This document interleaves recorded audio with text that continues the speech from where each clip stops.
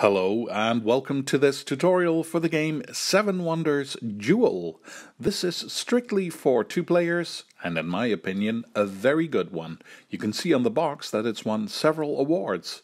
And here's how it goes. You are going to play until one player has pushed this marker all the way to the other side. Then the game is immediately over and that player is the winner. Every time you take a card with this symbol on it and place it in your own area, you get to move it one space closer to your opponent. If there's 2 symbols on it, you move it 2 spaces. Or you are going to play until one player has collected cards that show 6 of these symbols on them. If you've collected 6 green cards with different science symbols on them, you are immediately the winner. If none of these things happen, you just play the game for 3 rounds. Then it ends and you take out this scoring sheet to count up both your points. If you have the most points, you are the winner. Every number with a laurel around it means points at the end of the game. And every 3 money you have left is also worth 1 point. So again, the game immediately ends if someone has pushed this marker all the way to the opponent, or someone has collected 6 different science symbols, or if neither of those things happen, you play 3 rounds and then score up all the points to see who the winner is. Next, what is a round? That's very easy. Every round starts with putting out 20 of these small cards. As soon as there are no more cards left, the round is over. You just keep going back and forth, taking turns. So, what is a turn? What do you do when it's your turn? That's also easy. When it's your turn, you take one of these cards. That's it. You can choose between 3 things to do with the card that you have taken. 1. You can immediately discard this card to get 2 money from the bank. If you have any yellow cards in your own area, you get 1 additional money for each yellow card. 2. You can put the card in your own area. A few cards are free, but most cards have a price written on it in the middle on the left, these smaller icons. If you already have these icons in your own area, that means you can take it. For example, this card says it has to be paid by 1 wood. In my city I have this card that shows a big wood icon at the top.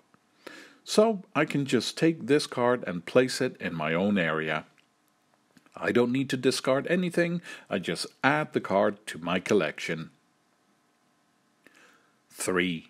The last thing you can do during your turn is take a card and slide it under one of the bigger cards.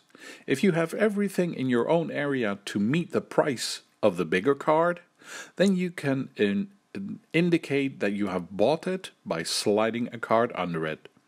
The price is written in smaller icons on the left. When you buy it, you immediately get the reward. That's these bigger icons on the right. You could get some more permanent resources and also some nice bonuses. That's it. When it's your turn, take one of the cards. Either discard it to get money, take it to place in your own area, or slide it under one of the bigger cards. This is how the game is played. Now, some details. Let's start with taking cards. Can you just take any card you want? No. You can only take cards that aren't stuck under other cards.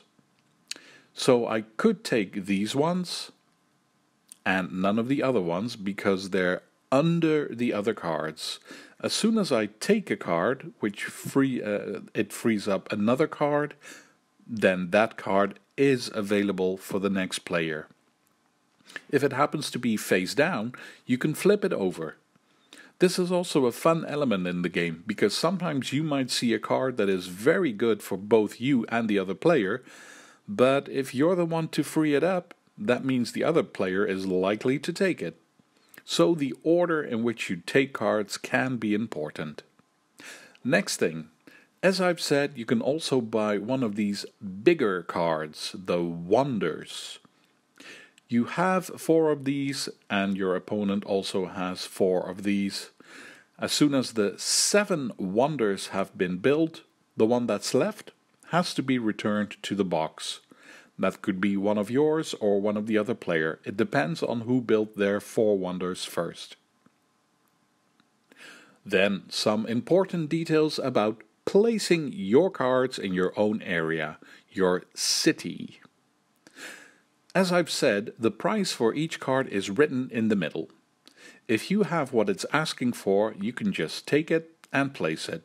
It's up to you how you place your cards. It might be easier to make a row for each color. But what do you do when you see a card that you really want to have, but you don't have the resources for it? Then you can take it by paying with money. For every symbol that you don't have, you have to pay 2 money. For example, this card says it costs 2 wood, but I only have 1 wood, so I'm missing 1 wood. In that case, I pay 2 money to substitute for that missing wood. But there's more. Before you can take the card, you have to look at the other player. For every resource of that type the other player has, you have to pay 1 more money to the bank. Let's go back to my example again. I want to take this card that needs to be paid with 2 wood.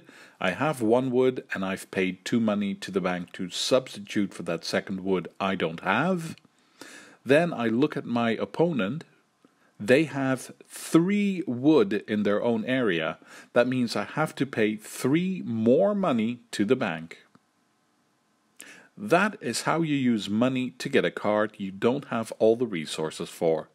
For each missing resource, you pay 2 money plus 1 additional money for each resource of that type that your opponent has.